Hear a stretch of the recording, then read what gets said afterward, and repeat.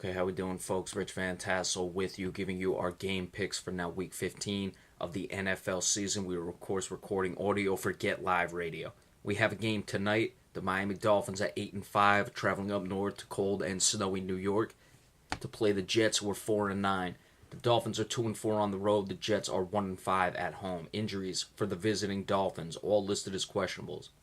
Isaiah Abdul-Quddus, safety. Brandon Albert, offensive tackle. Jermaine Bushrod, offensive tackle. Jelani Jenkins and Kiko Alonso, both linebackers. For the Jets, 3 outs, Buster Screen, cornerback. Mike Catapano, linebacker. Lorenzo Malden, linebacker. Kyrie Robinson, a running back, is doubtful, and Quincy Enunwa, the wide receiver, is questionable. With this game, Matt Moore is getting the start for the injured Ryan Tannehill. Let's see what he has. Matt Moore is certainly a capable backup. He has won games in the past with Carolina before. He's a guy who has some skill. He can throw the ball. He's got some size to him. So I wouldn't be too concerned if I'm the Miami Dolphins about the level of quarterback play I'm going to get from Matt Moore. What I would be concerned about is whether or not they can travel well from obviously sunny Miami up to cold New York. Shouldn't be that much of a problem for professional athletes, but then again, you just never know in this day and age. So we'll have to see how that goes. I would expect a heavy dose of Jay Ajayi to get Matt Moore comfortable in the offense, and then look for him to pick apart guys like Jarvis Landry and Kenny Stills downfield, of course. So you don't have Buster Screen if you're the New York Jets. Their secondary has not been great at times. Let's see how long it takes Miami to develop that offense and then get thrown the ball downfield. The Jets, Bryce Petty is getting the start. He won the game last week. Let's see how the Jets finish out, if they're going to play hard. You don't know about Todd Bowles' situation. That's certainly something to keep an eye on, and I'd be interested to see in this one. Miami, if they're going to show they're not the same team, they're a team capable of winning big games and making a serious playoff run, playoff push first, and then playoff run. After that, they would have to win this game. I expect them to find a way, even with Matt Moore, road game, backup quarterback, bad conditions. Going to be interesting in this one. I like Miami to come away with a hard-fought victory, 21-17 over the New York Jets. All right, and then moving on to Sunday's games. The Green Bay Packers, 7-6, winners of 3 straight, 2-4 on the road, travel to Chicago to play the Bears, who are 3-10, 3-3 at home. Injuries for the visiting Packers. James Starks, running back. Nick Perry, linebacker, doubtful. Kyle Fackrell, linebacker. Blake Martinez, linebacker. Demarius Randall, cornerback, questionable. For the Chicago Bears, Marquise Wilson and Eddie Royal, both wide receivers, are both out.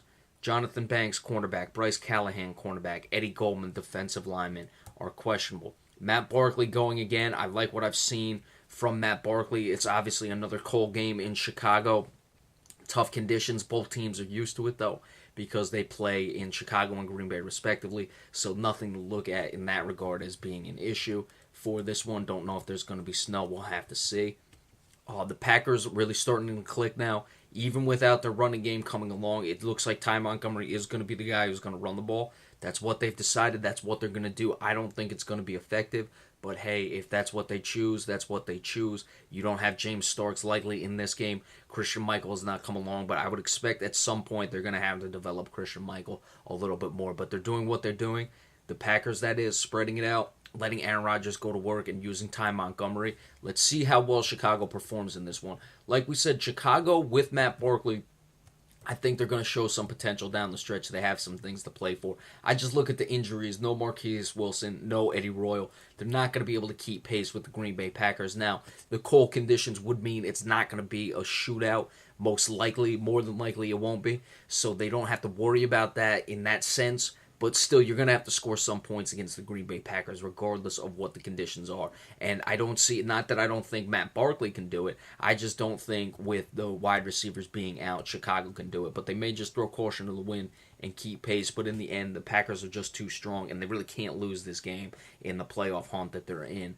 And they will get the victory over the Chicago Bears. I'm liking 27-20 for the Green Bay Packers. Jacksonville, 2-11, 1-5 on the road, travels to Houston to play the Texans, who are 7-6, 5-1 at home. Of course, Houston is tied up with the Tennessee Titans. Record-wise, they hold the tiebreaker atop the AFC South at 7-6, and of course, you have Indianapolis right behind them at 6-7. Injuries for the visiting Jaguars: Chris Reed, guard; Alan Hearns, wide receiver; Denard Robinson, running back, out. Shane Wynn, wide receiver, questionable. For the Houston Texans, Don Jones, safety; John Simon, linebacker, are out. Tyler Irvin, running back; Jonathan Joseph, cornerback; Whitney Merciless, linebacker, questionable. Houston obviously cannot lose this game to a poor Jacksonville Jaguars team. I picked Jacksonville a few times where I thought they'd just fall into a win, walk into a win. It hasn't happened. They're not running the ball well, of course. TJ Yeldon, their top rusher, doesn't even have 500 yards, and we're already 13 games into the season. Not good enough there. It's put a lot of pressure on Blake Bortles. 21 touchdowns, 15 interceptions. He's put up yards, but you just look at the difference. Lamar Miller for the Houston Texans running the ball is well over 1,000 yards. He's over 4 yards per carry, that is. And Brock Osweiler, on the other hand, has 14 touchdowns to 14 interceptions. Doesn't even have 3,000 yards. Yet Houston's 7-6. Now is 7-6 great? No, of course not. But you're just looking at how serious an issue the running game can be. Because you look at the top two receivers. DeAndre Hopkins for the Texans, 60 receptions, 701 yards, 4 touchdowns. And he's really had to start to pick up that pace. For Jacksonville, Marquise Lee, 54 receptions, 728 yards, 2 touchdowns. So you see the similarity between the receiving play, you see the disparity between the quarterback play, and you see how much better Houston has run the ball over Jacksonville this year, comparatively. So that's really where the running game becomes such a factor. Now, I will not pick Jacksonville again. I've gone with them too many times, and they've let me down. It's been an incredibly disappointing year for the Jaguars, so I would just like to say that I wouldn't be surprised if Jacksonville wins this game. I think they're going to get at least one more before the season ends, but I'm not going to pick them, but just look out for that. Houston will come away with the victory. Brock Osweiler will have to make plays in this game, I think, because Bortles will put up enough points for the Jaguars that will force Brock Osweiler to win the game in some sense, which is why Jacksonville could be a factor in this game. But Brock Osweiler will find a way. 27-23, the Texans over the Jacksonville Jaguars. Cleveland at 0-13, 0-6 on the road, travels to Buffalo to play the Bills, who are 6-7, 3-3 at home. Injuries for the Browns: Alvin Bailey, offensive lineman; Dominique Alexander, linebacker, are out and questionable, respectively. For the Bills, Charles Clay, tight end; Sammy Watkins, wide receiver; Kyle Williams, defensive tackle; Zach Brown, linebacker, are questionable. Lorante McCray, linebacker, is out.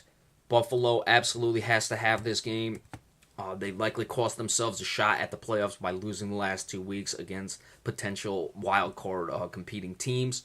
Cleveland at 0-13, will they get a win the rest of the way? Of course, Marcel Darius guaranteed a victory for the Buffalo Bills. You're in no position to do that. Even against a poor Cleveland Browns team, you're just not that good. You didn't see the Cowboys, you didn't see the Giants, you didn't see any of these much better teams making proclamations like that, and you're a game under 500, so we'll have to see. I'm expecting Robert Griffin III to go again. Wow. I'm doing it. Cleveland's not going to go 0-16. Buffalo is really disappointed. And I think that guarantee, while I usually don't buy into that, is going to hurt the Buffalo Bills. Give Cleveland the motivation they need to get this one. Sloppy game, 23-20. Cleveland gets their first win of the season. There you have it for that one. And then we'll finish up with this. For the first part, Philadelphia Eagles 5-8, 1-6 on the road. That's really killed them this year. Travel to Baltimore and play the Ravens, who are 7-6, 5-2 at home. The Ravens are now a game behind the Pittsburgh Steelers in the AFC North. Injuries for the Eagles: Jordan Matthews, wide receiver; Allen Barberry, guard; Brent Selleck, tight end; Dorial Green Beckham, wide receiver, are questionables. Hava Patovaldi Fatahi, offensive tackle, is out, and I know I've butchered his name all season long. For the Baltimore Ravens, Anthony Levine, defensive back; Alex Lewis, guard; Crockett Gilmore, tight end; Gerard Powers, cornerback, questionable. Jimmy Smith, the cornerback, is out. Baltimore, as we discussed the Monday night game, of course that's a short week. Coming back, we'll have to see how that plays into it. But their playmakers have been up and down way too often this season. It was reflected in that game against the Patriots. They were up and down in that game. They need to find a way to find that consistency throughout these remaining 3 games, if they want to make the playoffs, they may even find that consistency and not make the playoffs. As for the Philadelphia Eagles, they have really come back down to earth. Carson Wentz is starting to come back. Of course, I think his receivers have let him down a bit. You have guys like Nelson Aguilar who have had his drop pass situations. Jordan Matthews up and down, inconsistent, may reach 1,000 yards, but probably won't.